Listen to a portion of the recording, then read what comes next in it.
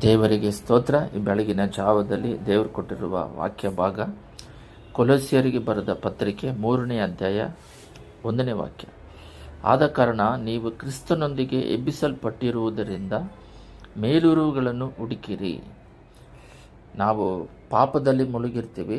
ನಮ್ಮನ್ನು ಆ ಲೋಕದಿಂದ ಬೇರ್ಪಡಿಸಿ ಪರಿಶುದ್ಧ ಮಾರ್ಗದಲ್ಲಿ ದೇವರನ್ನ ನಂಬಿ ದೇವರ ವಿಶ್ವಾಸದಲ್ಲಿ ದೇವರಿಗೆ ಪರಲೋಕ ಭಾವರಾಗಿ ಮಾರ್ಪಟ್ಟು ನಾವು ಮೇಲಿರುವುಗಳನ್ನ ಹುಡುಕಬೇಕು. 3 ಸ್ಟೆಪ್ ಹೇಳ್ತೀನಿ. ಮೊದಲನೇದಾಗಿ ಪಾಪದಿಂದ ಬಿಡುಗಡೆ ಆಗಬೇಕು, ವಾಕ್ಯವನ್ನು ಧ್ಯಾನಿಸಬೇಕು, ವಾಕ್ಯದ ಪ್ರಕಾರ ನಡಿಬೇಕು, ಮಹಿಮೆ ಮೇಲೆ ಮಹಿಮೆ, ಪರಿಶುದ್ಧ ಮೇಲೆ ಪರಿಶುದ್ಧವಾಗಿ ನಡೀತಾ ಇರಬೇಕು. ಒಂದು ಉದಾಹರಣೆ ಹೇಳ್ತೀನಿ ನೋಡ್ರಿ. ಅಪೊಸ್ತಲರು ಅಂತ ಹೇಳ್ಬಿಟ್ಟು ಆ ಕಾಲದಲ್ಲಿ ಭಾಳ ಜನ, ಮೊದಲನೇ ಶತಮಾನದಲ್ಲಿ ಯೇಸು ಸ್ವಾಮಿ ಕಾಲದಲ್ಲಿ ಎದ್ದುಬಿಟ್ಟು ಚರ್ಚಲ್ಲಿ ಒಳಗಡೆ ಹೋಗಿ ನಾವು ಅಪೊಸ್ತಲರು, ಅವ್ರು ಕಳಿಸಿದ್ರು, ಇವ್ರು ಕಳಿಸಿದ್ರು, ಪೌಲ್ ಕಳಿಸಿದ್ರು, ಪೇತ್ರನು ಕಳಿಸಿದ್ರು ಅಂತೇಳಿ ಭಾಳ ಜನ ಎದ್ದುಬಿಟ್ಟು ಮತ್ತು ಅವರ ಕಾಲ ಮುಗಿದ ಮೇಲೆ ಕೂಡ ನಾವು ಅಪೊಸ್ತಲರು ಅಂತೇಳಿ ಸಭೆಗೆ ಬರ್ತಿದ್ರಂತೆ. 1ನೇ ಶತಮಾನದ 4ನೇ ಶತಮಾನವರೆಗೂ. ಆವಾಗ ಸರಿ ಅಂತೇಳಿ ಒಂದು 5 ನಿಮಿಷ ಸ್ಟೇಜ್ ಹತ್ರ ಮಾತಾಡೋಕ್ಕೆ ಬಿಡ್ತಿದ್ರಂತೆ. ದೇವ್ರ ಬಗ್ಗೆ ಹೇಳ್ರಿ ಅಂತ. ಅವರು ಪರಲೋಕದ ಬಗ್ಗೆ ಮಾತಾಡಿದ್ರೆ, ಮೇಲುರುಗಳನ್ನು ಬಗ್ಗೆ ಮಾತಾಡಿದ್ರೆ ಇವ್ರು ನಿಜವಾದ ಅಪೊಸ್ತಲರು ಅಂತ ಕಂಡುಹಿಡಿತಿದ್ರಂತೆ.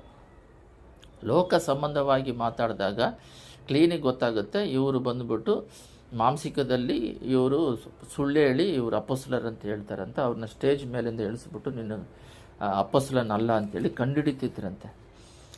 ಅದಕ್ಕೆ ಮೇಲುರುಗಳನ್ನು ಪ್ರಾರಂಭ ಶತಮಾನದಲ್ಲಿ ಮೇಲುರುಗಳನ್ನ ಹುಡುಕ್ತಾ ಇದ್ರು. ಎರಡನೇದಾಗಿ ನಾವು 2 ಕೊರಿಂಥಿಯರ್ 4:18 ದೇವರು ಈ ರೀತಿಯಾಗಿ ಹೇಳಿದ್ದಾರೆ, ನಾವು ಕಾಣುವಂಥದ್ದನ್ನು ಲಕ್ಷಿಸದೆ ಕಾಣದಿರುವಂಥದ್ದನ್ನು ಲಕ್ಷಿಸುವವರಾಗಿದ್ದೇವೆ.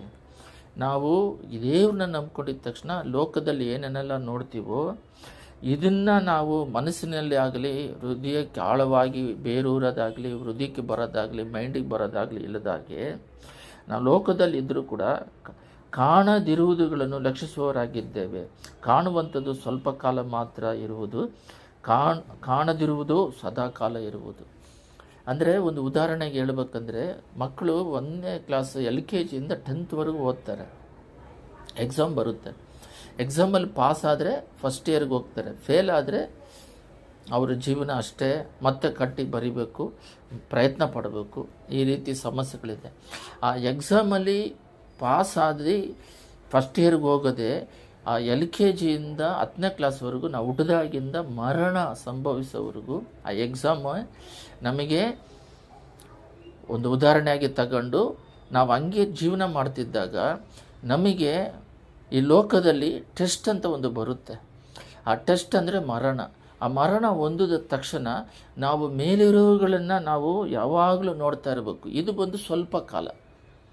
ಈ ಉದಾಹರಣೆ ಏನಕ್ಕೆ ಹೇಳ್ತೀವಿ ಅಂದರೆ, ನಾವು ಬದುಕ್ತಾ ಇರೋದು ಲೋಕದಲ್ಲಿ ಬೈಬಲ್ ಪ್ರಕಾರ ಕಾಣದಿರುವುದು ಸ್ವಲ್ಪ ಕಾಲ ಮಾತ್ರ ಇರುವುದು, ಕಾಣದಿರುವಂಥದ್ದು ಸದಾಕಾಲ ಇರುವುದು. ಅದಕ್ಕೆ ಈ ಉದಾಹರಣೆ ತಗೊಂಡೆ. ಎಕ್ಸಾಮ್ ಥರನೇ ನಾವು ಜೀವನ ಕೂಡ ತಗೋಬೋದು. ಜೀವನ ಬಂದ್ಬಿಟ್ಟು ಹುಟ್ಟಿದಾಗಿಂದ 70 ವರ್ಷ 80 ವರ್ಷ ಈ ಲೋಕದಲ್ಲಿ ಬದುಕ್ತೀವಿ.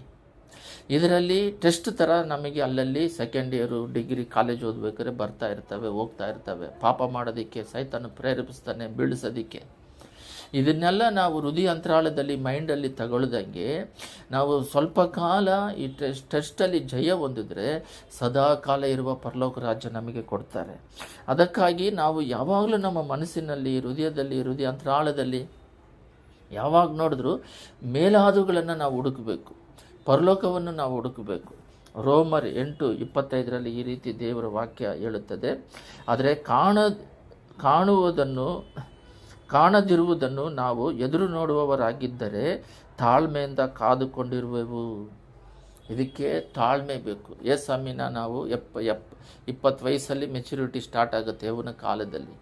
ಆ ಯೌವನ ಕಾಲದಲ್ಲೇ ಮೇನ್ ಇಂಪಾರ್ಟೆಂಟು. ಅವರು ಲೋಕನ, ದೇವರ ನಿತ್ಯ ಜೀವನ, ಪರಲೋಕನ, ಮೇಲಾದವುಗಳನ್ನ ಹುಡುಕಬೇಕಾ ಇಲ್ಲ ಲೋಕಕ್ಕೆ ಅಂತ ಹೇಳ್ಬಿಟ್ಟು ಭಾಳ ಜನ ಪರಲೋಕಕ್ಕೆ ಹೋಗೋದು ಬೈಬಲ್ ಪ್ರಕಾರ.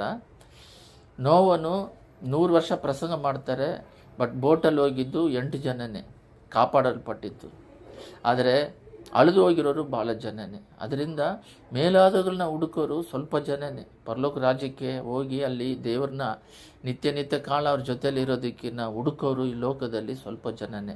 ಈ 70 ವಯಸ್ಸಲ್ಲಿ 80 ವಯಸ್ಸುವರೆಗೂ ಬದುಕೋದಕ್ಕೆ ಅದಕ್ಕೆ ಪ್ರಯಾಸ ಪಟ್ಕೊಂಡು, ಮಕ್ಕಳಿಗೆ ಕೂಡಿಸಿಡೋದಕ್ಕೆ ಪ್ರಯಾಸ ಪಟ್ಕೊಂಡು ಜೀವನ ಅಳಿದೋಗ್ತಿದೆ ಹೊರತು, ಪರಲೋಕದಲ್ಲಿ ಕೂಡಿಸಿಡಬೇಕು. ನಾವು ಪರಿಶುದ್ಧವಂತರಾಗಿ, ನೀತಿವಂತರಾಗಿ, ಸಾಕ್ಷಿ ಉಳ್ಳವರಾಗಿ, ದೇವರೇ ನಿಜವಾದ ದೇವರಂತ ಸುವಾರ್ತೆ ಹೇಳುವವರಾಗಿ, ದೇವರ ಚಿತ್ತ ಮಾಡುವವರಾಗಿ, ಈ ರೀತಿ ಮೇಲಾದವುಗಳನ್ನು ಹುಡುಕೋರು. ಲೋಟ ಹೆಂಗೆ ನೀರಲ್ಲಿದ್ದರೂ ನೀರು ಅದ್ರ ಮೇಲೆ ಬೀಳದಾಗಿ, ಬೋಟ್ ಯಾವ ರೀತಿ ನೀರಲ್ಲಿದ್ದರೂ ನೀರು ಬೋಟಲ್ಲಿ ಬಂದರೆ ಮುಳುಗೋಗ್ಬಿಡುತ್ತೆ, ಆ ರೀತಿ ಭೂಮಿಯಲ್ಲಿ ನಾವಿದ್ದರೂ ಕೂಡ ಮುಳುಗದು ಹೋಗದ ಹಾಗೆ ಪರಲೋಕ ಭಾವವನ್ನು ದೇವರ ಹತ್ರ ಸೈತಾನ್ ಬಂದ್ಬಿಟ್ಟು ಶೋಧಿಸಿದ್ರೂ ಭೂಲೋಕವನ್ನು ತೋರಿಸ್ತಾನೆ. ನಿನ್ನ ಕಾಳಿಗೆ ಬಿದ್ದರೆ ಇದೆಲ್ಲ ನನಗೆ ಕೊಡಲ್ಪಟ್ಟಿದೆ, ಕೊಡ್ತೀನಿ ಅಂತ. ಅವನು ಯಾವತ್ತಾದರೂ ಪರಲೋಕ ರಾಜ್ಯ ತೋರಿಸಿದ್ನ? ಪರಲೋಕ ರಾಜ್ಯ ತೋರಿಸ್ತಾನೆ. ಇವಾಗ ಮನುಷ್ಯರಿಗೆ ಕೂಡ ನನ್ನನ್ನು ಆರಾಧನೆ ಮಾಡಿರಿ, ಪರಲೋಕ ರಾಜ್ಯ ಕೊಡ್ತೀನಿ ಅಂತ. ಅವನು ಮೇಲಾದವುಗಳನ್ನು ತೋರಿಸೋದೇ ಇಲ್ಲ. ಯಾಕಂದರೆ ಅವನು ಅಲ್ಲಿ ಹೋಗೋದಿಲ್ಲ. ನರಕಕ್ಕೆ ಸಂಬಂಧಪಟ್ಟಿರೋನು, ಅವನು ಪಾತಾಳಕ್ಕೆ ಸಂಬಂಧಪಟ್ಟವನು. ಲಾವ ಅಂತ ಅಗ್ನಿ ಹೊರಗೆ ಬರುತ್ತಲ್ಲ, ಅವನಿಗೋಸ್ಕರ ಮಾಡಿಟ್ಟಿರೋದು. ಅದೇ ಒಂದು ಉದಾಹರಣೆಗೆ ಅಲ್ಲಿ ನಮ್ಮನ್ನು ಎಳ್ಕೊಂಡು ಹೋಗೋದಕ್ಕೆ ಪ್ರಯತ್ನ ಪಡುವನು. ನಾವು ಅಲ್ಲಿ ಹೋಗೋದಾಗೆ ನಿತ್ಯ ಕಾಲ ಪರಲೋಕದಲ್ಲಿ ಇರಬೇಕಂದ್ರೆ ಈ ಟೆಸ್ಟ್ಗಳಲ್ಲಿ ಪಾಸ್ ಆಗಬೇಕು, ಪ್ರಯತ್ನ ಪಡಬೇಕು. ಸುಮ್ಮನೆ ಯಾವುದು ಸಿಗೋದಿಲ್ಲ. ದೇವರಿಗೆ ಸ್ತೋತ್ರ.